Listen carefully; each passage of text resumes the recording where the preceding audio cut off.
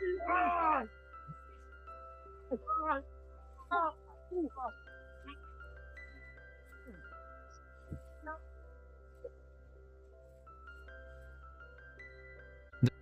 कहानी साल 1281 की है, जब जापान ने अपने सबसे बहादुर समुराई योद्धाओं को हमलावर मंगोल सेना का सामना करने के लिए समुद्र पार भेजा।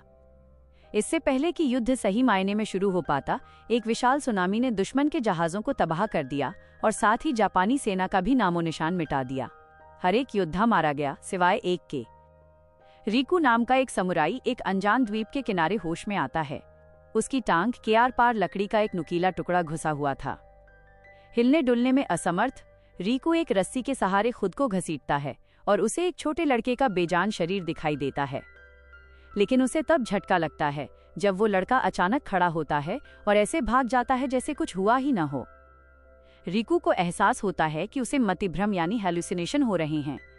अपनी टूटी हुई तलवार के अवशेषों का इस्तेमाल करके वो अपनी टांग से उस लकड़ी के टुकड़े को बाहर निकालता है, घाव पर पट्टी बांधता है और मदद या पानी की तलाश में किनारे किनारे लंगड़ाते हुए चल पड़ता है।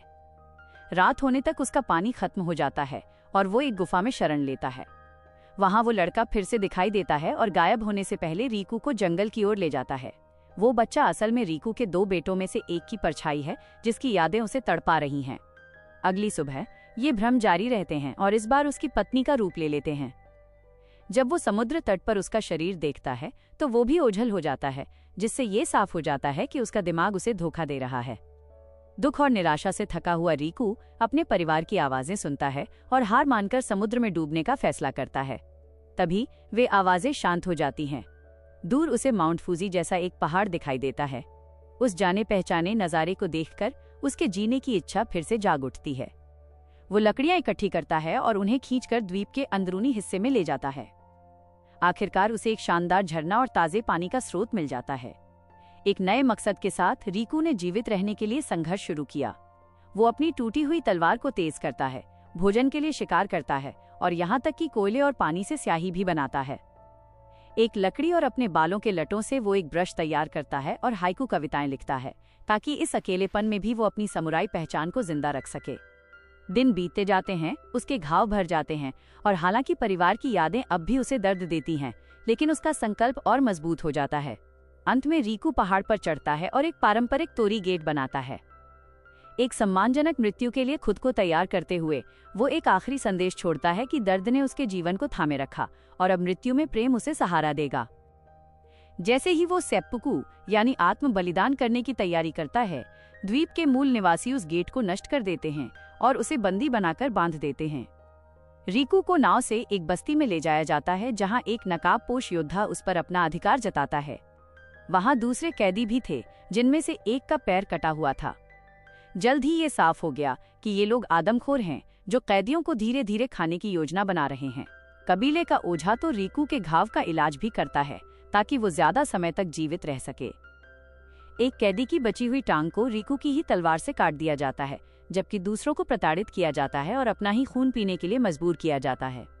नशीली दवाओं के प्रभाव में और मौत से घिरा हुआ रिकू महसूस करता है कि वो साक्षात नर्क में है।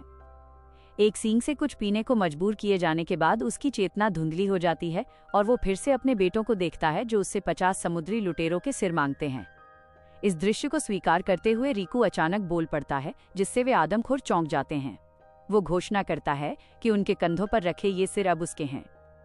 अपने प्रशिक्षण का उपयोग करते हुए रिकू अपने पहरेदारों पर हावी हो जाता है और पत्थरों, रस्सी और अपनी इच्छा शक्ति से उन्हें मार डालता है। हालांकि आदिम औजारों से सिर काटना मुश्किल था, लेकिन वो सफल रहता है। अब भी भ्रम की स्थिति में वो गुफाओं की तलाशी लेता है और वहां इंसानी खोपड़ियों का विशाल ढेर पाता है। इस बीच आदमखोर कबीला एक रस्म निभाता है और नेतृत्व मुखिया के बेटे को सौंप दिया जाता है, वही क्रूर योद्धा जिसके पास अब रिकू की समुराई तलवार है। उस भारी भरकम कैदी को, जिसके पास अब केवल एक अंग बचा था, कबीले के लिए एक रस्म के भोजन के रूप में तैयार किया गया। मरने से पहले उसने सीधे रिकू की ओर देखा, जो खामोश खड़ा इस खौफनाक मंजर को देखने के लिए मजबूर था। कुछ ही समय बाद एक नशे में धुत निवासी को पता चला कि उस विदेशी ने क्या किया है। पहरेदारों के कटे हुए सिर एक खंभे पर टांग दिए गए थे और रिकू पहले ही जंगल में भाग चुका था। नए मुखिया ने तुरंत कबीले को शिकार शुरू करने का आदेश दिया। हड्डी के कच्चे हथियारों से लैस आदमखोर द्वीप के उसी तट पर उतरे जहां उन्हें पहली बार वो जापानी योद्धा मिला था। वे उसे ढूंढते हुए जंगल में फैल गए, इस बात से अनजान कि रिकू उनका पीछा कर रहा था।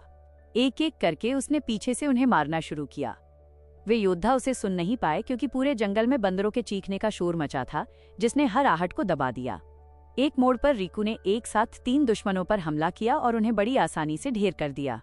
तभी एक बड़ा समूह खुले मैदान की ओर बढ़ा।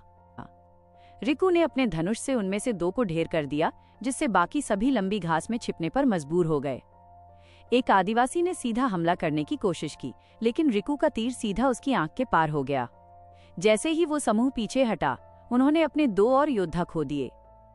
रणभूमि के बीच से गुजरते हुए भी रिकू अपने अतीत को याद करते हुए हाइकू लिखता रहा। एक समय था जब वो अपने दुश्मनों के सिर काटकर जमा करता था, लेकिन अब उन सड़ते हुए अवशेषों में उसे कोई खुशी नहीं मिलती थी। शमन को अंततः आगे एक स्थिर खड़ी आकृति दिखाई दी। हकीकत में रिकू ने एक जाल बिछाया था। उसने घना धुआं पैदा करने के लिए कई जगह आग लगा दी थी और खुद को एक नुकीले लकड़ी के भाले से लैस कर लिया था। धुएं के बीच से निकलते हुए उस अनुभवी योद्धा ने बड़ी आसानी से उन आदिवासियों का संहार करना शुरू कर दिया। खौफजदा होकर शमन पीछे हटा और अपने कबीले के सरदार के पास पहुंचा, जो रिकू द्वारा छोड़े गए एक और हाइकू को एकटक देख रहा था। संदेश साफ था, रिकू ने उन्हें ढूंढ लिया था और अब वे उससे थरथर कांप रहे थे। दहशत में चिल्लाते हुए पूरा कबीला उसे दानव पुकारते हुए धुएं की ओर बढ़ा। रिकू समुद्र तट पर उनका इंतजार कर रहा था, जहां उसे लहरों के साथ बहकर आई एक असली समुराई तलवार मिली। उस हथियार को थामते ही उसे अपने परिवार की बहुत याद आई। सरदार ने अपना मुखौटा उतारा और अपने आदमियों को हमला करने का आदेश दिया, हालांकि वो खुद पीछे ही खड़ा रहा। नरभक्षियों ने रिकू पर हमला किया, लेकिन एक पूरी कटाना हाथ में आने के बाद उनकी मौत और भी आसान हो गई। दूर से भाले फेंककर उसे मारने की सारी कोशिशें नाकाम रहीं। रिकू ने घातक सटीकता के साथ वार किया।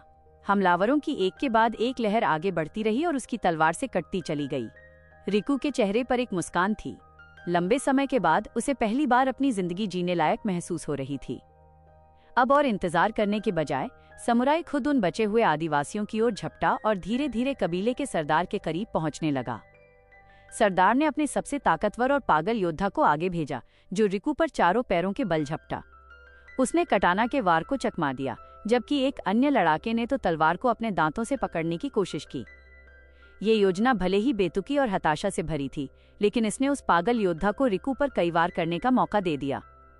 और भी दुश्मन आए और उन्होंने रिकू के हाथ पकड़ लिए, लेकिन रिकू ने खुद को छुड़ाया और उस पागल योद्धा की पत्नी को उसके सामने ही काट दिया। घुंघराले बालों वाला वो योद्धा दोबारा झपटा।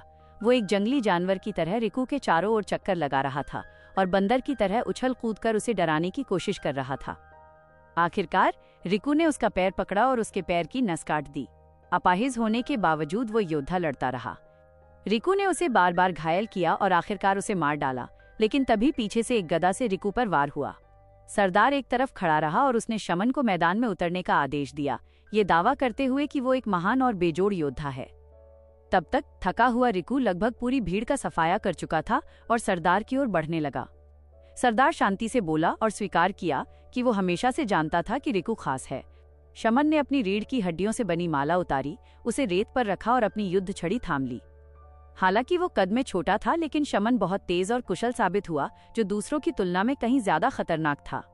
उसने अपनी छड़ी के इस्तेमाल से रिकू को खुद से दूर रखा, लेकिन एक ही छलांग में रिकू ने उसके हथियार के टुकड़े टुकड़े कर दिए।